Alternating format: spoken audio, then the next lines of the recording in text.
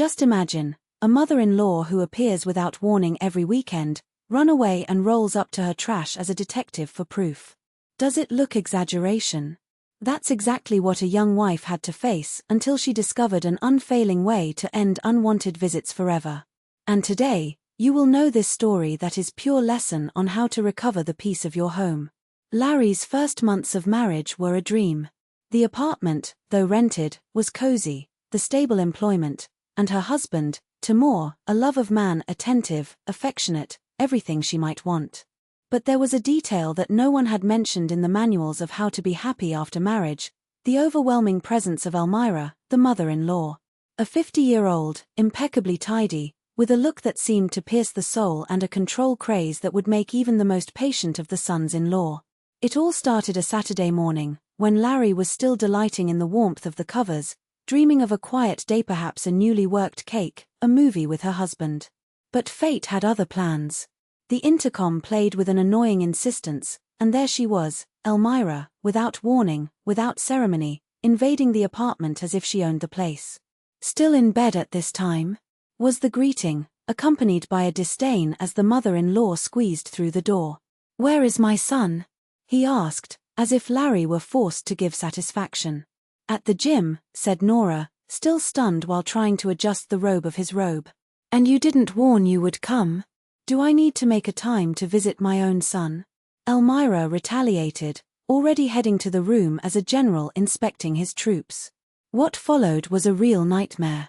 The mother-in-law examined every corner of the house with the rigor of a fiscal auditor. The cabinets were opened, the dirty night dishes earned a disapproval sigh, and the high point, or base, from the visit was when Elmira plunged her hands into the kitchen trash. "By garbage, you can know everything about a family," he said, as if it were a universal truth, while analyzing frozen food packaging. "I see that you only serve semi-ready. My Timur is used to homemade food, made with love," he sentenced, as if Larry were a criminal taking in the act. When Timur arrived, he found his wife in tears in the kitchen and his mother, armed with a list of disabilities from her daughter-in-law.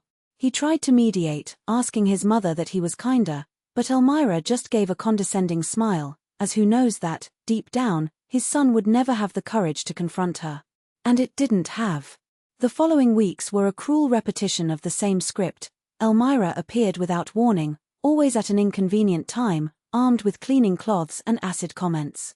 "These flowers are dying," he pointed out, as if Larry were a plant killer. "You don't know how to take care of anything." And, of course, the sacred ritual, to turn the trash, as if there was the definitive proof that the daughter-in-law was not good enough for her precious son. Larry tried to talk to Timur, but he dodged. "She just wants to help," he said, as if help included humiliation and privacy invasion. "Why don't you ask her to warn you before?" the wife suggested, exhausted. "Are you against my mother?" he reacted, as if the simple idea was a betrayal.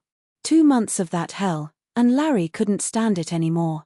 The weekends, which should be rest, became anxiety torture, with her jumping with every noise in the hall, waiting for the next surprise inspection. The house was no longer a home, it was a minefield, where at any moment Elmira could come up with his judged gaze and his hands restless in the trash.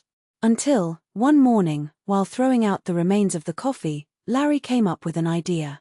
If the mother-in-law loved so much to tackle in the trash, for that not give her something that would make her never come back? On the same day, he went to the pharmacy and bought a condom box. The pharmacist didn't even imagine the malicious plan behind those items. At home, Larry opened some, dirt them slightly with Hans cream and threw them in the trash with the greatest naturalness. The following Saturday, Elmira arrived punctual as always. The inspection started through the living room, passed through the kitchen, and then, the long-awaited moment. The mother-in-law approached the trash with her usual morbid curiosity. What followed was a show. Elmira paled, stammered something about shameless youth and ran out, forgetting to say goodbye. At the door, Larry launched a disgusting look, as if the daughter-in-law were the incarnation of sin. "What happened to your mother?" Timur asked, confused when Elmira didn't appear the following weekend. "I have no idea," Larry replied, pretending innocence as he stifled the laughter. But one dose was not enough. A month later, Elmira, thinking she had already punished her daughter-in-law enough with her silence, decided to return. This time, Larry prepared something even more elaborate. He bought a pregnancy test, moistened with water to simulate a positive result, and threw it in the trash, along with the packaging and package insert. The mother-in-law's reaction was of cinema. Elmira found the treasure, examined it with growing horror, and let out a dramatic moan. "Are you pregnant?" he asked, holding the test like a bomb about to explode. "How do you know?"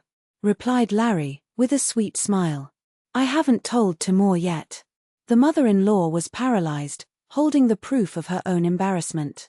How would you explain your son who discovered her daughter-in-law's possible pregnancy? "Rolling the trash?" I only saw by chance," he said. "In the trash, isn't it?" Larry added with a poisonous sweetness. Elmira came out faster than she entered, taking the test and the last remnants of her moral authority. The final blow came 2 months later, when Elmira, thinking she had already forgiven her daughter-in-law, appeared again. This time Larry had prepared as a strategist. You asked the internet for some items. Let's say, boulder from a specialized store. Nothing extremely scandalous, but enough to shock a woman with such a conservative mindset. Colorful packaging were strategically placed in the trash, like bait for the sick mother-in-law's curiosity. Elmira approached the trash with her usual trust.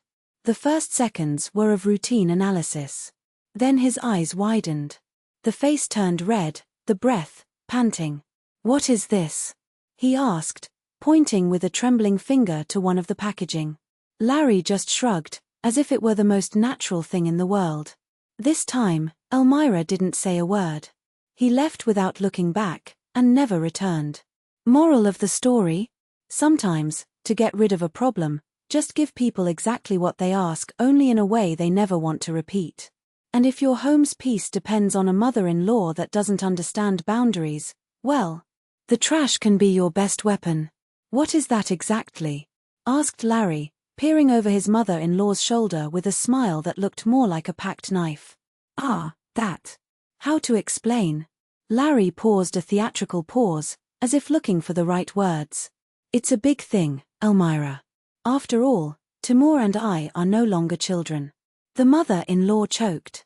The hands flew into the chest, the lips traded something about moral decay and the end of good morals. Larry, helpful, already stretched a glass of water and a vial from Valeriana, the Melosa voice as a poison in homeopathic dose. "Do you need medical help, Elmira? You are pale. Or is it just shame? How do you dare?" The mother-in-law's voice came out in scratches. "We dare a lot," Larry replied, serena, as he got a strand of hair behind his ear. "By the way, why are you running away from our trash?" It should explain this habit to Timur. I'm sure he would love to know. It was at this moment that the husband arrived from the gym. He found his mother on the edge of an attack, shaking hands, face a mask of poorly disguised indignation. And he found his wife, the image of innocence, the wide eyes of genuine concern. "Mom, what happened?" Timur was looking from one to another, lost. "Your wife." Illa, Elmira pointed to the kitchen, the stuffed words, the pride fighting the humiliation of having to describe it. "She does these things. My mother is not feeling well," Larry intervened softly. "It was a long time close to the trash, looking for God you know what. Was it the smell?" Timur turned to his mother confused. "Why would she be rolling our trash?" The question stopped in the air, heavy. Elmira realized that any explanation would make her look like either a crazy or an intruder. And worse, an intruder get the court. "I won't come back here anymore," he shouted, pulling the hook bag so hard that he hanged the hanging against the wall. "Never," and fulfilled the word. The weeks turned months, and Elmira never crossed the threshold of that apartment. At first, Timur called, worried. The mother responded with evasives, work, commitments, tiredness. When he mentioned visiting her, her voice was tense, like a thread about to break. "Maybe we should go to her," Timur suggested one day. "Of course," Larry agreed, ready. "I'm worried since that episode. What if it was something serious?" But when they knocked on the door of the small room that Elmira rented after the divorce, she welcomed them in the building's hallway, her arms crossed like a barrier. He was educated with his son, distant, formal and cold with the daughter-in-law. The eyes didn't even meet. "How are you, Mom?" asked Timur. "I have my life," she said, looking anywhere less to Larry. "I don't want to disturb your hobbies." The intonation was so accurate that Larry almost laughed. It was obvious. Elmira remembered every detail of that day. "And I would rather maintain distance than to risk another deal of reality." It spent a year. They were in cafes, parks, malls, neutral territories, where the mother-in-law could pretend the daughter-in-law didn't exist. He asked his son, his career, his health, but Larry's name was enough to be mentioned for his face to turn stone. He had not forgiven. Not for pride, but out of fear. Fear that if he would open his mouth, condoms and suspicious packaging escape, and with them the admission that he had fled where he was not called. "I think my mother is afraid of you," Timur confessed one night while Larry dried his hands on a dish towel. "Serious?" She raised an eyebrow, pretending to surprise. "I thought it was just hatred." "It's both," he laughed, shaking his head. "Hate and fear. Strange combination." Larry did not explain that the fear of Elmira was not hers, but of Ridiculous himself. Fear of admitting that instead of a moral guardian, he became the joke of a family who learned to defend himself with his own weapons. 2 years later, the new address came, the new address which Elmira didn't even ask, and her silence on the inauguration barbecue day. A formal connection, a mechanical congratulations. Timur frustrated, Larry smiled. Finally, a home where no one invaded without being invited. When his son was born, Elmira saw him once, in the hospital, and then disappeared. "I didn't care, I didn't ask, it didn't show up." As if, when cutting Larry from his life, he had also cut the right to be a grandmother. At the age of 3, the boy called her that lady when she saw her in the rare photos her father showed. "Why don't she like us?" asked the little one once. "She likes," Timur lied, caressing her head. "Just don't like trash." Larry, in the background, laughed softly as she threw a colorful package on the can. "Some battles get won without DI. Sparning a shot. Just know where the ammunition buries."